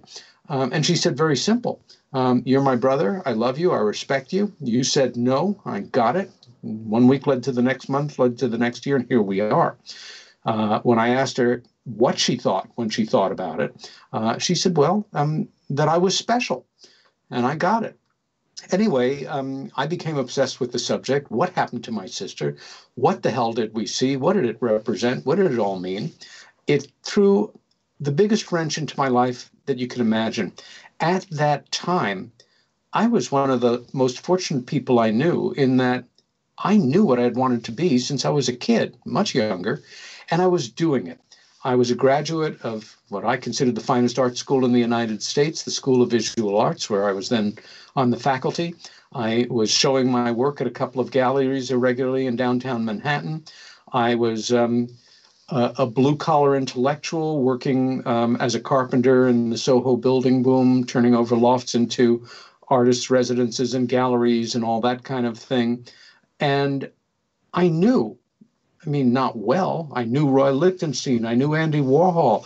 I was part of that scene. In my mind, I was an up-and-coming major player. Whether it would have happened, I don't know. But that afternoon, much to my frustration, anger, shock, something more important came into my life. And I resented it more than I can say. In a funny way, I still resent it. I don't know how different my life would have been had I just continued to be a painter. But I will say that my art books started to become outnumbered by my UFO books as my library got built. Within a year, I had read an article in a New York City paper that was the best thing I had read up until that time on a particular UFO investigation. And it was written by a guy named Budd Hopkins. Little did I know that it was his first case and his first UFO article. But I did know, because the New York City art world is a fairly small, incestuous place, that there was a painter, later period abstract expressionist, whose work I had seen once or twice, named Budd Hopkins. I went to the New York City phone book and I cold called him. This is 1976 or 7. introduced myself, told him I had had a sighting as a kid, that I was a painter like him, that I taught at SVA, that my sister seemed to have had an experience. And his very first question to me was, tell me about your artwork. He did not like my answer at all. He was coming from a very different tradition than I, as a minimalist conceptualist. And at the same time, he was very interested in what had happened to my sister and invited me over for coffee. And a few days later, I went and we sat at his kitchen table, and we talked about art, life, and UFOs, the title of his wonderful, wonderful memoir, his last book, which everybody interested in art, life, and UFOs and Budd Hopkins should read. And I think back now, how could I have ever imagined that it was the first of hundreds and hundreds of cups of coffee that I would have at that table, and many shots of scotch over the next 35 years, about half of which time I worked as Budd's assistant. And he was one of my favorite people, one of my most important mentors, and I'm always honored that I had that opportunity to be that close to him. Peter, you and Budd paralleled lives in a lot of ways. I just wanted to give a little bit of background about yourself and Budd. You were studio assistant to three important artists: noted abstract expressionist Peter Adolph Gottlieb, the American primitive painter William Sibley, and pioneer kinetic sculptor Stanley Landsman. You are also an accomplished photographer and experienced New York City walking tour guide. You've received gold and platinum records for the art direction of your contributions to the Blue Oyster Cult's album, Agents of Fortune. Moving on to Budd, regarding his being an abstract expressionist, a noted one. And not only was he well known in that regard, but he also knew Jackson Pollock, Mark Rothko, Robert Motherwell, and wanted to know, aside from the fact that you both paralleled lives so closely in a few major regards, what other things did you like about Budd besides art? The intellectual discussions you both probably had, and also your love for ufology. What other interests did you both enjoy talking about? Thank you for asking that question, because I love Budd. He was one of my dearest friends, and he had such a great sense of humor, and he was such a well-rounded guy in so many respects. Budd was, it's a horrible thing for many people to hear said about somebody who is heroic, because the way that language has been confounded and bastardized. He was a very proud intellectual liberal. His politics were decidedly humanistically geared. He was an avid reader of history. He knew more about art history than just about anybody that I knew. He loved to travel, as I did. And for him, like me, one of the great perks of doing this work was, well, here I am right now speaking to you two, getting to meet people and reach out to people that you would have never met or made contact with otherwise. And if you're really lucky, getting to visit some places that you also would not have gotten a chance to visit. As a transplant to New York City, I was born in the city. Budd was born in Wheeling, West Virginia, and moved there in 1959 after he graduated with a BFA from Oberlin College and found an inexpensive loft downtown and got cracking as a painter. He loved New York City, its energy, its history, its nooks and crannies. I've been in love with the history of the city of New York since I was 5 years old, and my grandfather would walk me around, pointing out details and telling me what it was like when he was a boy. I still work occasionally as a highly specialized New York City walking tour guide. I do it with friends as a thank you when they come to visit New York, if they've been kind to me. I do it as partly a business thing too as well, whether it's for an afternoon or a week. I am available. Budd also shared my great love of the theater. I was lucky enough as a boy to be taken to Broadway plays by my grandmother and my great aunt especially. Worked in off-Broadway theater for years in New York with actors whose names you don't know, but dozens and dozens and dozens of the great faces from film and theater and television, Academy Award winners, Tony Award winners, and every time the company that I worked with would put up a new play. I'd get a certain number of comps, and Budd would always be on my guest list, sometimes with his young daughter, other times with a guest of his. One of my favorite memories of being at the theater with Budd was we were doing a play starring the great actress Geraldine Page, and Roger Lear was in town. Roger, for anybody who is not familiar with him, was a podiatric surgeon and another terrifically courageous pioneer of ufology. He dedicated a fair amount of his professional life to removing implants from people who they showed up in scans, x-rays, what have you, or they had a recovered memory or what have you of the thing going in. He lived in California, wrote 2 very important books about the work that he did. But anybody that knew Roger knew that, like Budd, he was a tremendous extrovert. He was an awful lot of fun to be with. He was a great raconteur, a great joke teller. And bringing these 2 guys as my guests to see this major play, and then going out drinking with them and some of our actors after, and just that joy of bringing people together that would never meet in 1,000 years. And for these people, you're a UFO investigator? Oh my God, tell me more. He loved art, and he had a wonderful collection of art. Like me, from the time he could afford to buy a piece of some substance, he bought a piece of art rather than, put it in the bank. I have mixed feelings about that, but I love my collection, and I love visiting Budd's collection.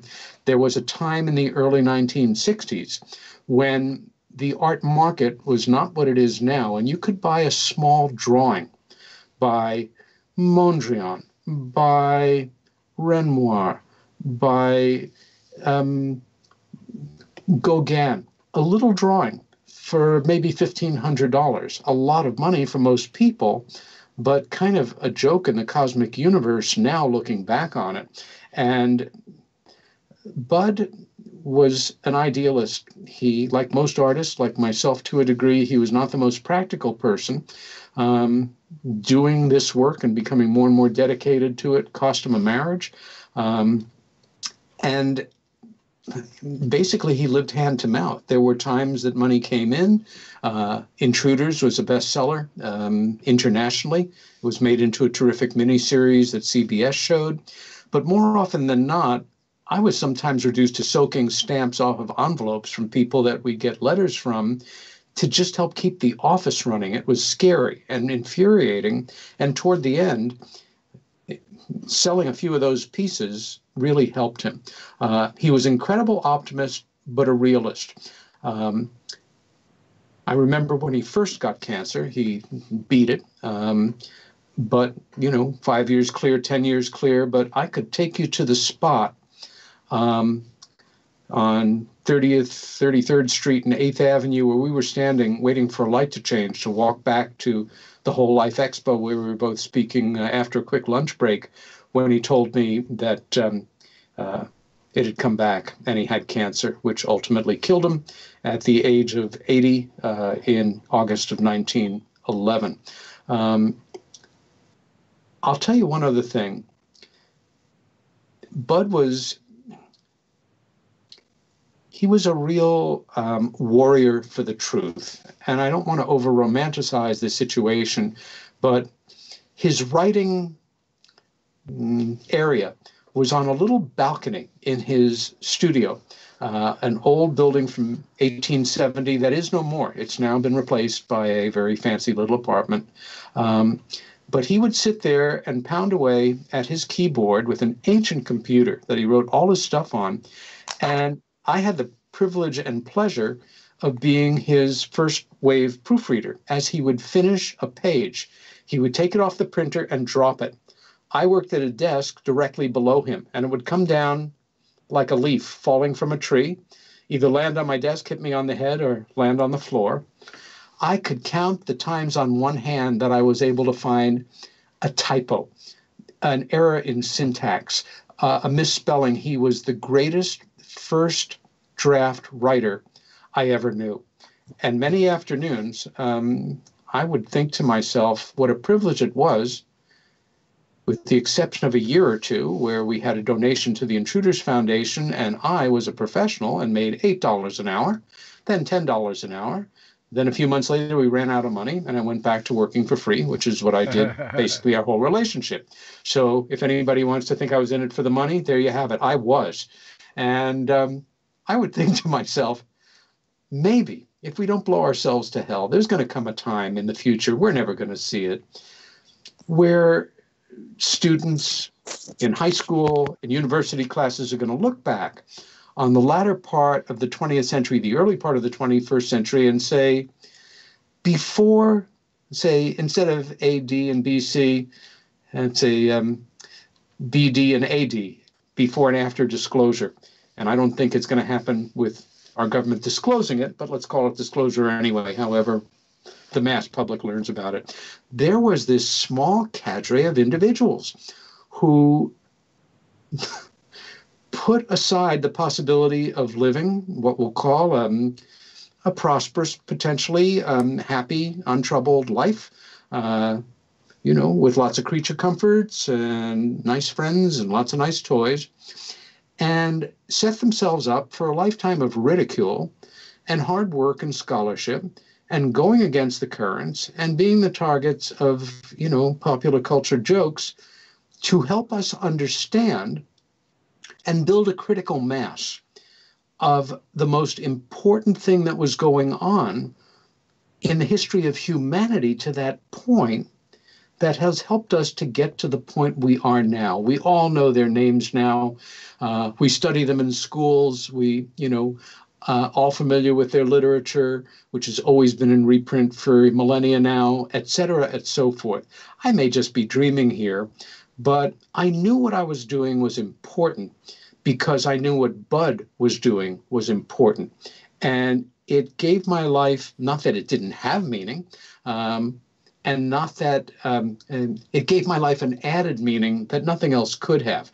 I am one of those people who is fortunate enough to have so many interests, things that I really enjoy, that I love, that I'm fascinated by, that if, some force in the universe said, you can't do UFO research anymore, you've got to disassociate yourself with it, you're vanished to the universe of everything else. I hope I'd be able to keep in touch with my friends in the work, but I've got lots of other stuff to do too. And I'm glad to say that this year I am starting to paint and draw again a bit. And I'm also in a point of very dramatic transition, having lost my beloved dad a couple of months ago. Sorry to hear that. He lived, he's a great guy and a great father. He's also my roommate for many years. And the house that we shared, once the paperwork is complete, will be my house. And that's the biggest material change I've ever experienced in my life. And so that is preoccupying me a bit now and will factor into my future, obviously.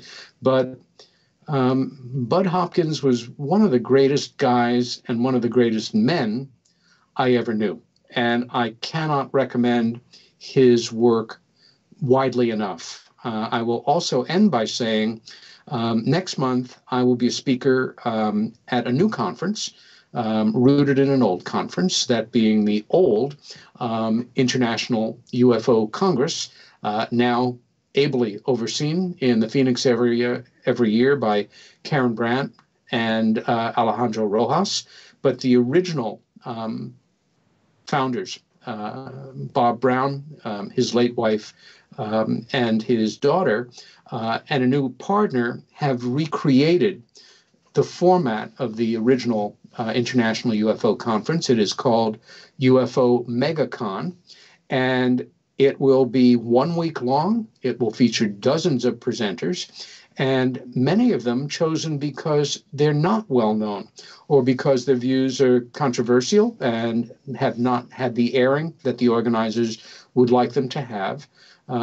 There are some of us who are, I'll laughingly say, somewhat better known, and I was invited to speak at this conference on one condition, which is that I should come up with a topic to speak about that I not only had never spoken about before, but I had never, ever spoken about anything related to before. I gave that a lot of thought. And I realized that one of the most delicate areas of the work that I did with Budd, one of the areas that concerned us most as people, in Budd's case as a parent, in my case as a person who has taught school at every level from first grade to postgraduate in the arts, and has always been very protective of my students, working with kids who may have had abduction experiences, the potential for being taken down is tremendous. Oh, you're a painter and you think people are aliens are abducting people, and you've got some crazy parent who thinks that their kid has been taken, and you're not a mental. What, are you kidding me? And I thought, the times that I worked with Budd on cases involving young people, we always worked very closely with the parents, who were usually the ones to bring it to our attention, unless it was a young person themselves who had written Budd. And then working with the parents wherever and whenever possible, bringing in a mental health professional with the approval of the parents. And we had quite a network of them who were not interested in being made public, because in some cases it could cost them their license to practice or their reputation. Some of them had had these experiences and they confided to us. That's why they went into the healing arts. But Budd created a psychological testing apparatus that a number of mental health professionals still use. I have it. The flashcards, the a prioris, I have my notes from that period of time. And maybe most important, of the hundreds of talks that Budd Hopkins gave over the decades, I can say, I think with confidence, he only spoke once on children, the youngest abductees. And it was about 25 odd years ago at a now long defunct conference called the Omega Conference that was held in North Haven, Connecticut every year for 10 years, and who at the time everybody who was anybody spoke at. I remained in contact with the people who hold the rights to that lecture, which was transferred from the conference organizer to a multimedia company in New York that I worked for some years. And I'm now proud to say that I actually am the person who holds the rights to a talk, in this case by Budd Hopkins, which I will be drawing from and putting together the talk I'll be doing. Again, that is the UFO Megacon in Laughlin, Nevada, coming up the last week in March. Please check it out online and join us if you can. Peter, do we have time for one question? I hope so. Okay, good. I wanted to make a comment, a correction, and a question, pose a question to you. The correction is you accidentally mentioned that Budd Hopkins died in 1911. I think you meant 2011. The comment I wanted to make about Budd Hopkins is a quote that askart.com has on Budd Hopkins, which is where I'm at right now, looking at his wonderful abstract expressionist art. He said, "My paintings and sculptures at first glance may appear to be as purely aesthetic. Closer up, they are not. They hold a feeling of tentativeness combined with a sense of arrival." The question I had for you, let me just go and preface it with this. Budd Hopkins, as you know, he wrote a popular book, The Intruders, which was on the New York Times bestseller list and was the basis for a television show on CBS, as you know. Yes. I wanted to parallel it to Whitley Strieber's Communion book. What was the socio-psychological impact of The Intruders book compared to that book? Great question. Anybody that knows anything about the backstory of Intruders, written by the well-known writer Whitley Strieber, knows that it was the first book written by a well-known American writer talking about his family's, and his friends' abduction experiences, and it went on to become a smash international bestseller. What I'm about to say, I was sworn to secrecy on at the time, but it's all public knowledge now. These experiences drove Whitley to the point where he was, bless his heart, suicidal. And he seeked out Budd Hopkins discreetly. for help. Budd found him a therapist to work with who assisted him. Budd encouraged him to exorcise this story by writing it out. I think in the dedication, it's to Budd Hopkins, who saved my life. I came into the picture very late on when I got a cold call from Whitley, who I had never met, but who knew that the person that Budd was confiding to was his assistant, Peter Robbins. And toward the end, he told Budd he was looking for somebody in the field who was familiar with this material, open to it, was a good writer and a good editor, and most important, completely discreet. And he said, Peter. And he called me and asked me if I would read the manuscript. I said, sure, send it over. He said, no, there's only one copy. You will come to my home in the morning. That works for you, and you will stay here until you finish it. And I did spend a Saturday about 9 or 10 hours in a guest room in his home in Lower Manhattan, read it. I think the book was profoundly important and came out, the two books came out within a month or two of each other, very, very close together, along with another seminally important UFO book, Timothy Good's Above Top Secret. The three of them were the triumvirate of UFO publishing at that moment in time in 1987. Not enough can be said about the influence that communion had in the world at large. For good, bad, or whatever, and much to the absolute hysteria of everybody from the creators of The Simpsons, Ren and Stimpy, many other very popular animations, including South Park. The term anal probe entered the lexicon of the English language. But much more serious and more important, Whitley is such a good writer that his story resonated with a lot of people who it wouldn't have otherwise. One important footnote is that iconic cover, that drawing, that very arresting drawing of the artist's vision of this pointy-chinned, little-nosed alien, Budd introduced him to the illustrator who created that. Very important fact. No one in history that we are aware of ever reported an alien that looked like that.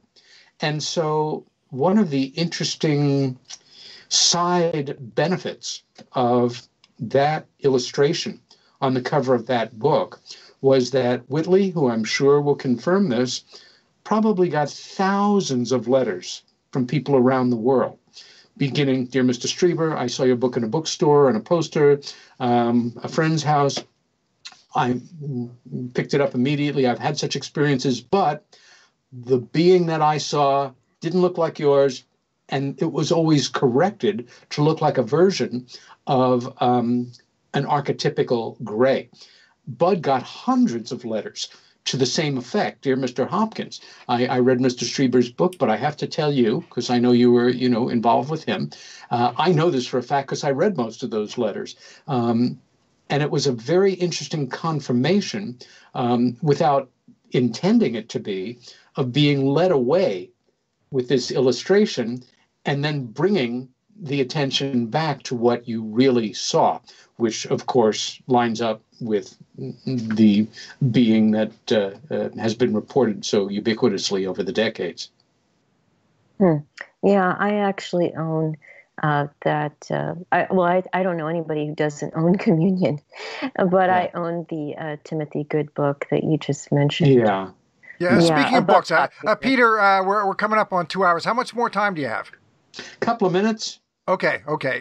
Then you know what? Obviously, Rendlesham, your involvement and all that was on the agenda, and your work with the Travis Walton movie, that was on the agenda. But you know what? Let's do it this way. This is a good excuse to have you back because there's so much that we didn't cover. Yes, how does that sound to you? That sounds great to me. I'd be glad to return. Frank, I did have one question for you. Are we allowed to pose a question from a listener? Because I do have one who wants to ask Peter a question quite badly. Sure. Okay, great.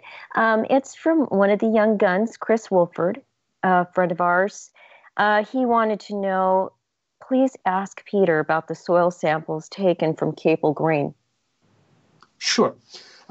Chris is referring to the alleged site of the so-called third night incident in the Rendlesham story, the Rendlesham Forest incident, involving the now discredited witness Larry Warren, who was my co-author on the book Left at East Gate.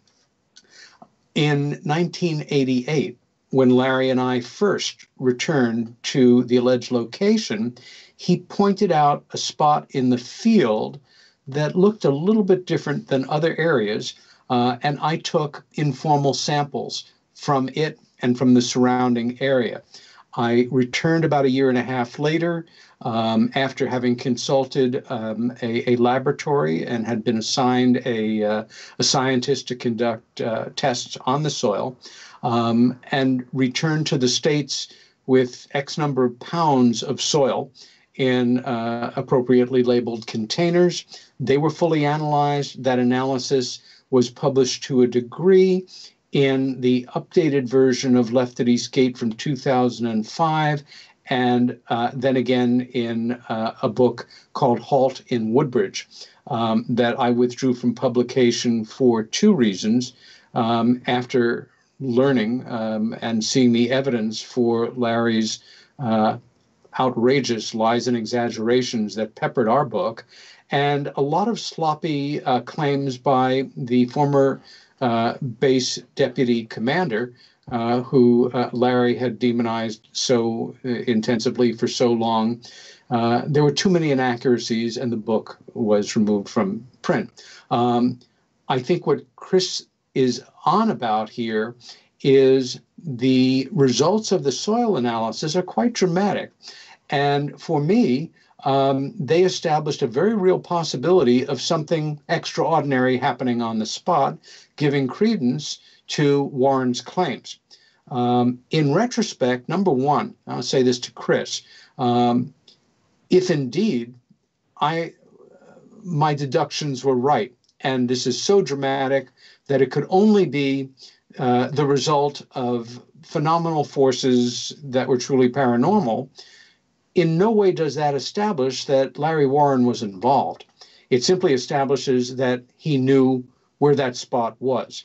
And one of the most compelling mystery witnesses here, who has now gone on record in no uncertain terms that Larry was not there or involved on that night, and that being Adrian Bustinza, may have been the person to point it out to him.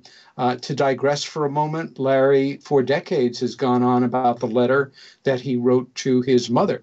I think that the events happened the last 3 days around Christmas, right after Christmas of December 1980, and that letter to his mom was written on January 6th. For many years, I took it to be a validation of his involvement. But Larry was lying to me from the get-go. And in any reading of that letter, one sees that he refers to what the men saw and the event itself, but in no way puts himself there. I mean, he's very careful in the way that he created the mythology around himself. Also, Chris, I have it on good authority now from several sources that aerial photographs show that discoloration, that shaping in that soil, in the farmer's field called Capel Green, predating the events of December 1980 by many years. In England, especially in that area, it's not uncommon to first discover the remains or the imprint, the footprint of an Iron Age settlement or fort in this manner by aerial vision. So I don't know. For me, they carry a lot less weight than they did, the evidences that we put together that resulted in that soil analysis in terms of Warren's involvement. If there was an event in that field on the third night, and there may or may not have been. I think a lot of the smart money says no. And for me, after fully understanding the sweep and the depth of the outrageous falsehoods that I bought into over those years. Yeah, let me jump in here and let's be clear. My understanding of it is that there's no doubt he was stationed at the base at the time. Is that correct? Oh, sure, absolutely, in the Air Force. And at least at one point in time, now I'm friends with John Burroughs. I've communicated with him a lot. Very early on when we spoke about this, he had said he wasn't sure if Larry was there at the time, but now he's of the opinion that Larry was on leave, because remember, this is taking place right at Christmas time. I'm sure a lot of guys were on leave, and he was one of them, that he was not at the base at all at the time. So that's my understanding, at least based on what John has told me. As to where that is, and you're roughly on the same page with that. Would that be about right? Not only am I, but I'd take John's word for just about anything. Okay. I think he is the most distinguished, the most well researched, the most involved and knowledgeable witness that has come forward. And I've apologized to John. And we'll do it again here, for the years that I saw him as an adversary. My understanding from Warren is that he had been on leave for the first 2 days of this 3-night event and came back and completely unknowledgeable. Nobody said a thing to him about it. There were no leaks. Nobody was talking. That he then got caught up in the 3rd night's event. But I wouldn't trust him. You have some doubts as to whether or not there was a 3rd night of event. Yeah. Okay. Well, there was Colonel Halt's event on the 3rd night, involving a number of men, all whose names we know in that famous recording, which is absolutely authentic. What Warren has always maintained was that he was involved after the fact with more than 40 other men. If you have a copy of Left at Eastgate, you can read his account of it. And yet not a single one of those men have validated his account in the present. Although his greatest asset, his greatest ally, the British ufologist Gary Haseltine, who has co-opted everything that I've written and said to the positive and keeps pushing it forward at people. Now, he's got a movie coming out about this, and we're going to have Gary on to discuss it. Let's, I know you're pressed for time, but really quick, let me put this together in my own head here. You haven't, have you seen this movie yet? It's not done. Nobody's seen it. Okay. It's a documentary. Just to be clear, as far as I know, there are 2 nights that are definitely, there's the Jim and John night and then the Halt night. No, there's a 3rd night. But there is a 3rd night, okay. The event that Larry describes as separate from Colonel Halt's event with his men in the forest, where the unknown came over them and shined a light down into the area where they were, and Colonel Halt recorded on his microcassette recorder. Right. That's all real, authentic, totally confirmed, everybody involved, real people. Right. Okay. And I think there is a need for a good documentary on this case, because even after all these years and so many people talking about it, there's a lot that's still a little bit unclear. So much happened there. Well, at the center of this so-called documentary is going to be Larry Warren's fake story. And Gary should be ashamed of himself as far as I'm concerned. Okay. Well, we'll talk to him about that, and we'll go through all that when we have him on, I believe, next month. And, obviously that material is going to get out, and we'll judge it. But I do think that there's a need for a good documentary about this case. And there's no doubt in your mind that this is a top 10 all time. This is a top case all time. It's a very important case, and people should not in any way confuse the fact that a former alleged leading witness has been discredited with discrediting the case. And being that you have brought this into the end of the show, I need for folks to know that in response to a email that Gary sent out in December to a number of mutual colleagues in the world of UFO studies, that was only brought to my attention and awareness earlier this month, that I have yet to officially respond to, I hope anybody who is interested in a fuller picture of Gary's claims in this email, which has now been made public, will please make a point of picking up the link, which I gave to Chant, to listen to a 2-hour radio interview I did last week, giving information and having information supported to weigh out the other side of it. Okay, Peter, is there anything else you'd like to cover regarding the topic of ufology? Just like a kind of a statement you might want to make about it. If you get involved in it, keep your day job. Yeah, we don't make any money off of this. That's which for sure. I didn't, which wasn't a good decision.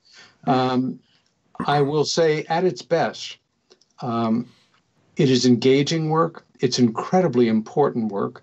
I like to think, at our best, members of the research community are acting as educators, hopefully less and less preaching to the converted, more and more outreach to folks who want to know more about the subject and have serious sources that they can go to confirm the reality of it and the tremendous implications for humanity.